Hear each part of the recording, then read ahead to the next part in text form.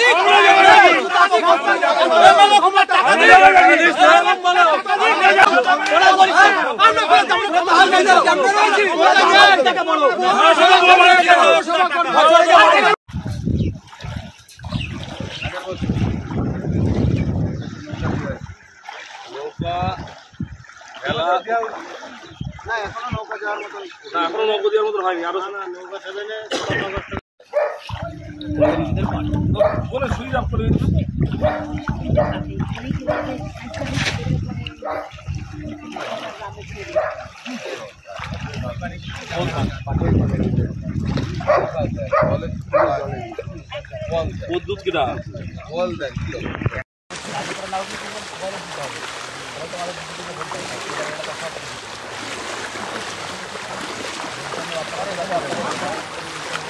দেখছে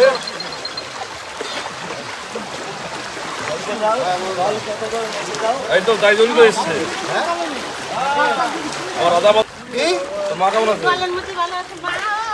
হ্যালো, বিধায়ক এসছে তোমাদের দেখতে। দেবে ত্রিপল আজকে দেবে 11টার সময়।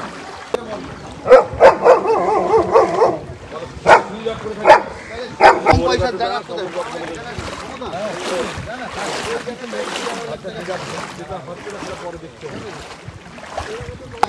কথা বল একটা থাকে সেটা আমি পরে দেখছি কেমন।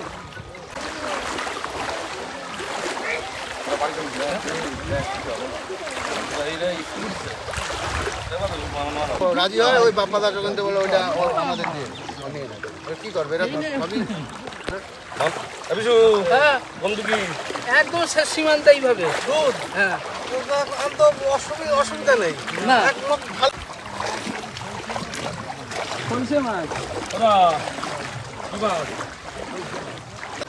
ঘরে সবই দিচ্ছি। এখানে ডিম দিয়ে আসিস করা, ডিম দিয়ে আসিস করা।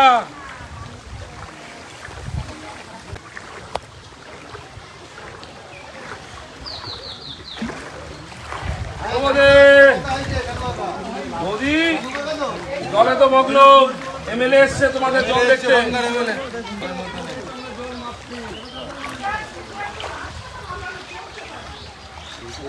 রাস্তা, জল নিকাশি ব্যবস্থা এগুলি আগে করতে হবে। হ্যাঁ, রানিং রাস্তা তো অবশ্যই রাস্তা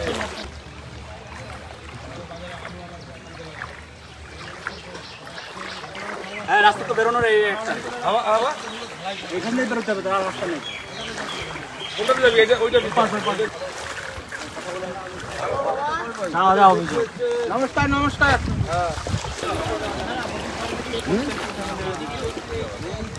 এই জলটা কোথায় আমাদের এখান থেকে বেরিয়ে বিলে বিলে যাবে খালে।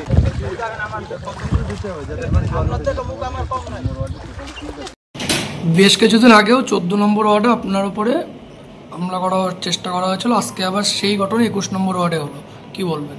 তৃণমূল ভয় পেয়েছে না,